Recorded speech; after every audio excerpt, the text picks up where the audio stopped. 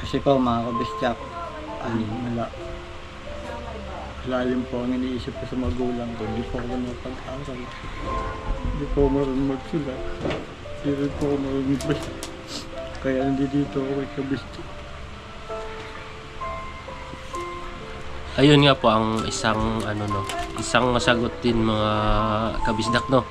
So si Roland po ay hindi po siya nakapag-aral. Hindi ko pa natanong yun, no, pero nag-open na siya, no. Siya po ay no read, no write po. Mahal na mahal ko po mama ko kaysa sa mga kapatid ko.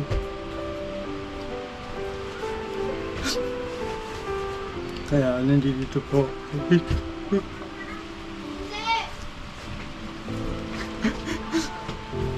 Mahal na mahal ko po siya. Nung time na yon ay pag-uwi namin galing ospital, namatay po yung nanay ni Roland. Umaga yun ba yun? Umaga. Tapos ako, nakitira lang din ako dito. At buti na lang din na okay lang sa kanila. Mga biyanang ko na umira siya dito. At nakitira lang din ako dito. Mabait naman sila mga kabista. Kaya, masalamat kami ni Roland. Dahil siyempre bira lang yung ganyang biyanan na babae.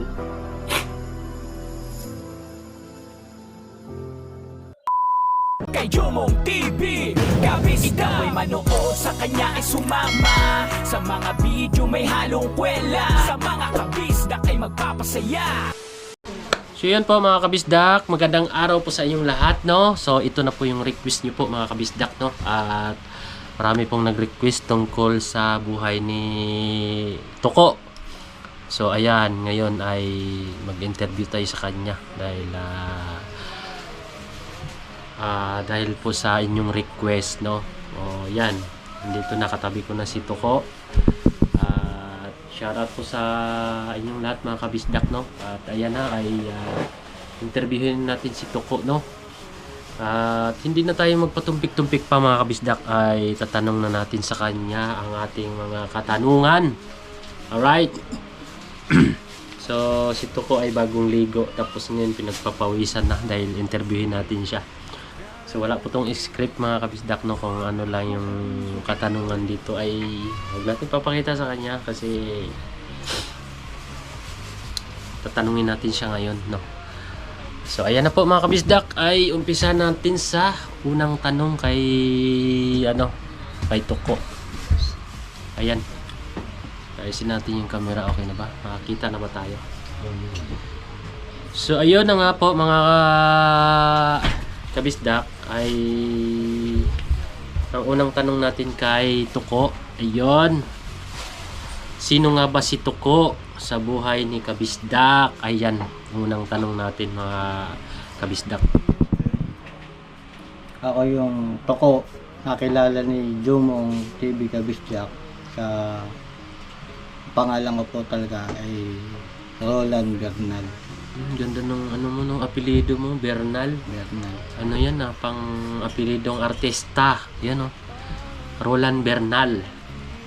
Si Sir Ronald, si Roland Galang pala yan. Magkaano po sila, yung sa ating isang viewer natin, si Sir Roland Galang, nanonood po sa atin yon. So tukayo po sila ng pangalan. Ano nga ba si Toko. Toko? Ako yung tinawag ni Idol Louie Louie. TV. Tinawag niya akong Si Kapanalig. ako po yung Toko. Simula po nun mga kabisdak, yung nag-vlog kami dito sa may labas. Eskinita. Sa Eskinita. Yun. Simula nun, Toko na ang tawag sa kanya. Palayaw. Palayaw. AKA Toko. Kaya yun ay tinatawag siya ngayon ng ating mga viewers ay Toko. So ayun, ang ganda ng apelyido niya, no. artistahin. Ah, ngiti ka nga dyan. Oh. Ay, si ano yun ah? Rene Requesta. Rene Requestas. Artista pa rin yun. Oh. Artista pa rin yun. So, ayan na po. Pupunta na tayo dun sa pangalawang tanong natin kay Toko. AKA Toko. Saan dati nakatira si Toko? Ayan. Saan dati nakatira si Toko? Dati nakatira lang ako sa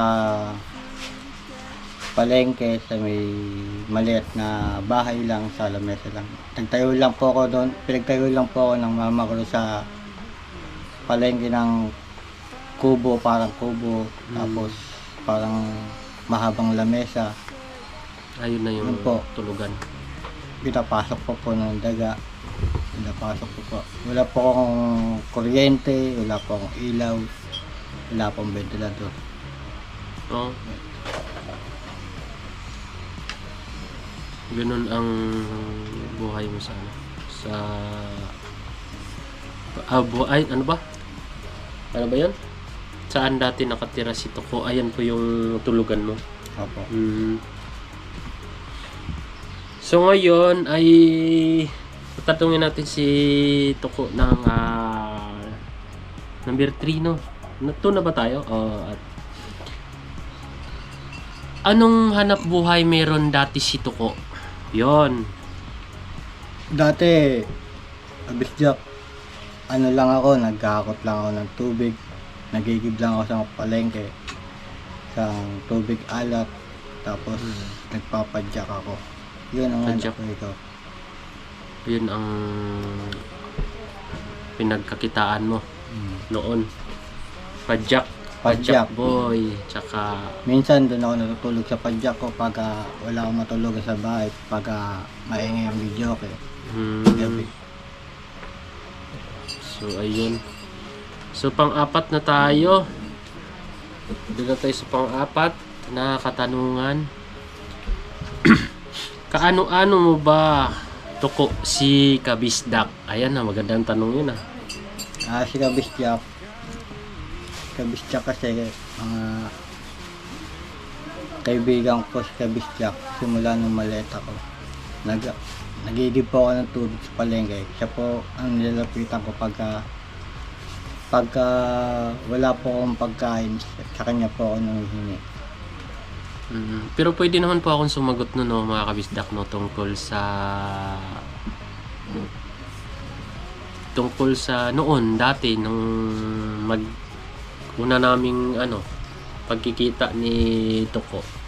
So year 2007 nakilala ko yan sa palengke. Tawag dito, nag-iigib ng tubig yun. Tapos tawag dito, lumalapit sa akin, kaya doon kami doon ko siya nakilala nung panahon na yun, 2007. Sa palengke po ako nagtatrabaho sa karnihan. Alright, so ayun, pang-apat na tayo, no? Tandaan mo nga anak yung yung pang-apat na ba? Pang-lima na tayo, pang-lima. So ayan, Toko, pang-limang katanungan. Bakit nga ba napunta si Toko dito sa bahay ni Kabisdak? Napunta po ako dito dahil kay kabisjak.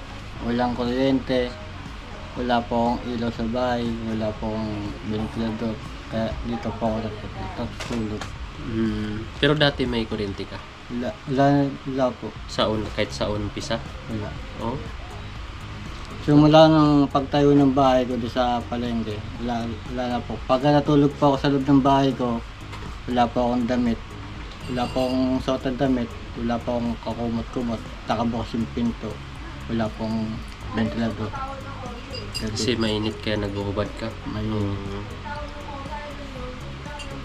Pero sa totoo yan mga Kabisdak, no, naabutan ko talaga si Roland doon bilang si Roland doon mga Kabisdak, no. Ngayon Toko na yung palayaw niya. So Naabutan ko siya dong nakahubad, natutulog. Kasi walang ventilador, walang ano, kaya naawa ako. Tapos sa labas ng palengke, pag nagpahinga siya, doon lang siya sa lamesa na tutulog. Sa babuyan. Ano lang siya, magsapin lang siya ng karton. Ganun. Karton lang. Tapos ano, sa gabi, doon siya sa pinaka ano niya, yung Parang lamesa. ang kwarto. Medyo ano lang, yung saktuhan lang po, mga kabisdak. Kaya nakita ko siya doon. Kaya ayun, yung inaya ko siya dito.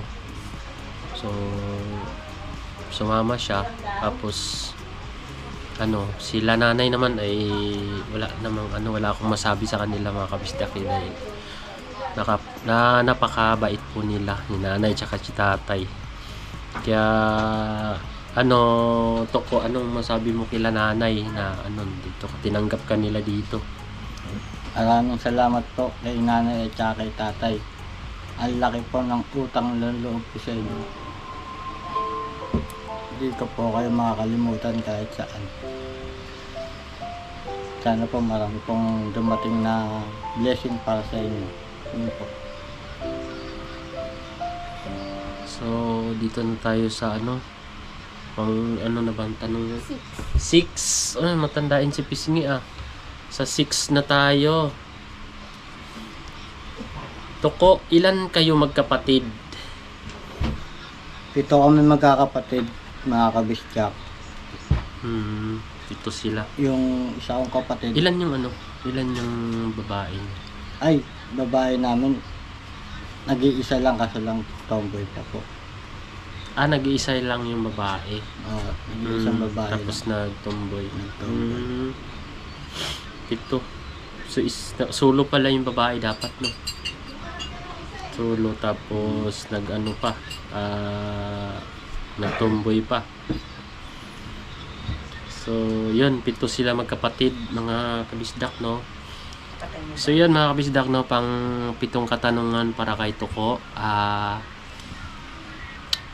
Bukod sa iba mong kapatid, meron ka bang tampo sa kanila? Opo, naramdaman ko po, may tampo po ako sa kanila. Mahal po nila yung ibang tao kaysa sa akin, mga kabisyak. Ganun po yung ano. So yun, mga kabisdak, no. Wala po tong script, mga kabisdak, no. Galing po yun sa kanya, no. Nakakalungkot din pag ganun yung ano, no, ramdaman natin. So yun, mga kabisdak, no. Proceed tayo sa pang-8 katanungan para kay Toko. May tatay pa ba si Toko? Wala na po siya, kabisyak. Kinuha na po siya ni God. Tatay. Ilang taong ka nun? 15 anyos po ako nun. 15 years old na wala ka ng tatay. Nagpapadyak po ako nung nawala siya. Nag-ano po ako. Oh. 15 years old. So yun, 15 years old. Wala na pala ang kanyang tatay, no, mga kabisdak, no. So yun, mga kabisdak, no. Sa pang-siyam na tayo, mga katanungan kay ano, kay Toko. So ayan ay si Toko ba ay may nanay pa ngayon?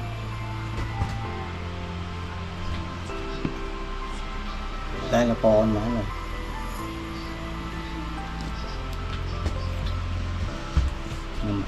Wala na po akong nanay ko, kaso po, iniwan niya na po ako.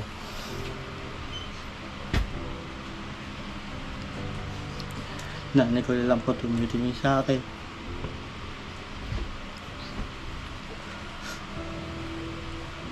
Mahal na mahal ko po mama ko kaysa sa mga kapatid ko.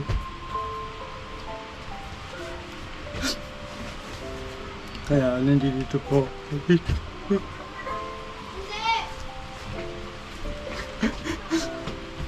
Mahal na mahal ko po siya. Hindi ko pa makakalimutan ang magulang mo.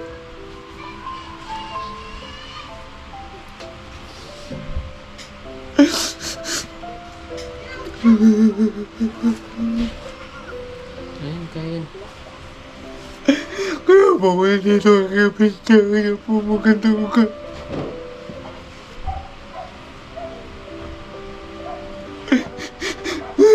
Kaya mo yan, nandito naman si Kabisdak eh. So ayun nga po mga Kabisdak, no, kamamatay lang niya yung nanay niya nung March 20 ba? March 20. Huling lamay po yun mga Kabisdak nung nung nag-open si Paring Kapanalig at si Budang doon sa Broscopy sa Valenzuela. Yung nandun po kami ni ni Toko, yung opening.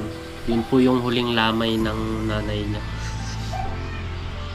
Kaya pagkatapos nun mga Kabisdak, galing kami ng Valenzuela, pumunta kami kila Kuya Boy dahil birthday po ng anak niya noon, si Madi, nung nagdibo.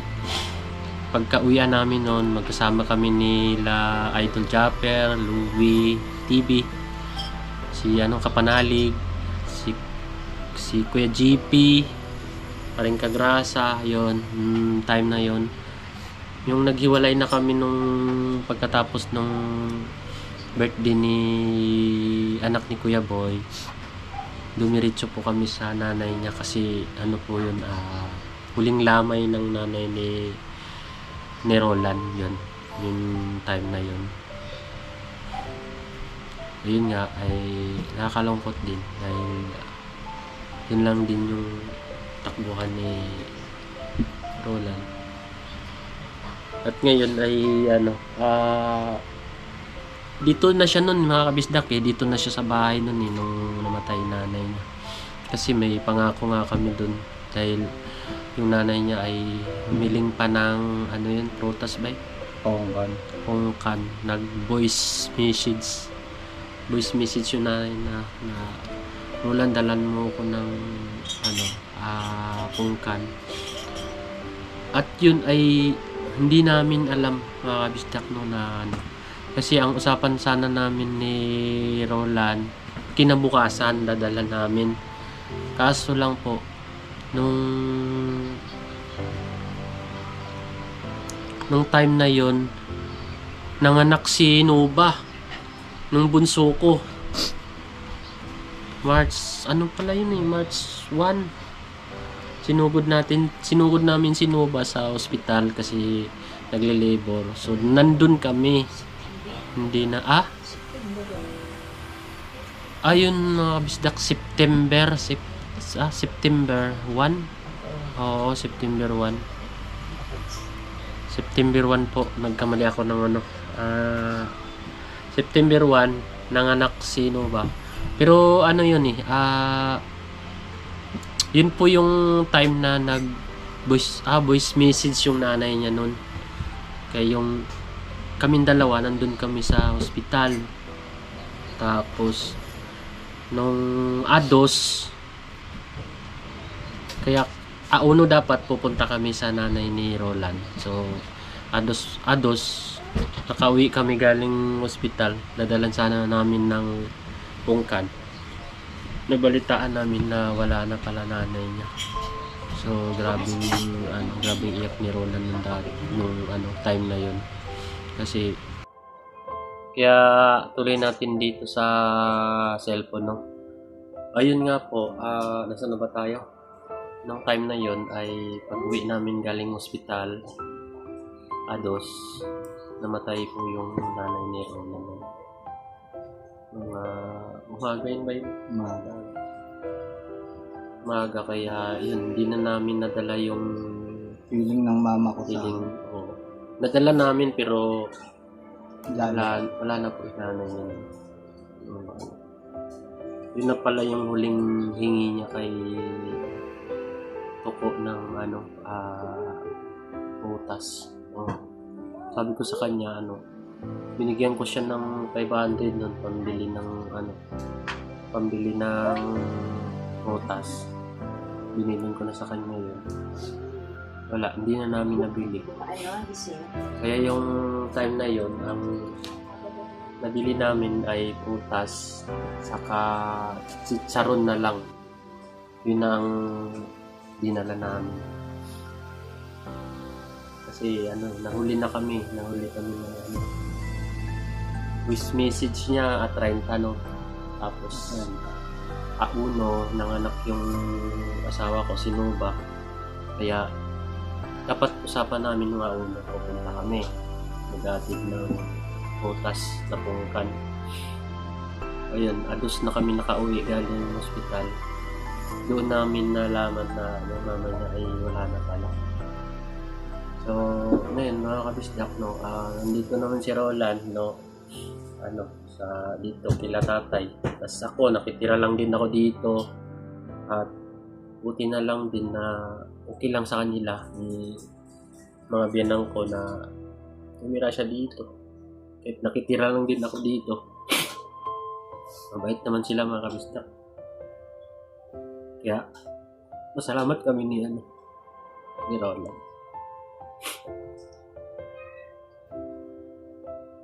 Dahil siyempre bira lang yung ganyang biyanan na babae.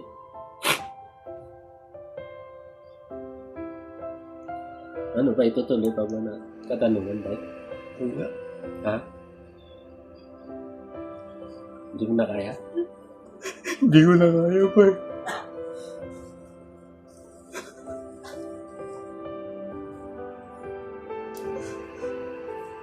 Ayaw na rin niya sumagot mga kabisdak eh. Kaya pagpasensyahan mo na, hindi na namin matapos yung katanungan. No?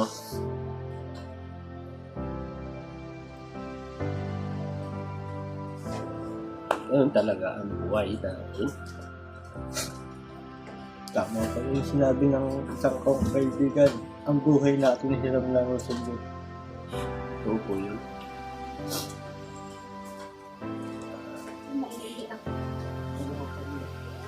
Issue.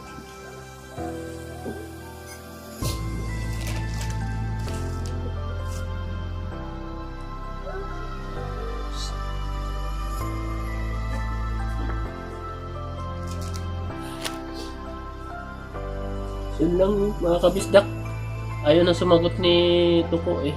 Kaya yun, pasensya na kayo, din namin natapos yung tanong ko sa kanya. So, yun lamang po mga kabisdak. Hanggang dito na lang yung namin, yung vlog. Baka sa susunod na complete natin yung interview sa kanya. Dahil hanggang ngayon ay hindi pa rin niya di pa siya makamove on sa nanay niya eh. Kasi kailan lang din nawala yung nanay niya eh. Masakit talaga sa kalooban na mawala ka ng mga magulang. Pero nakausap ko naman yung iba niyang kapatid, no. Shout out kay Mati. Siya po yung talaga sa akin. Na sakaling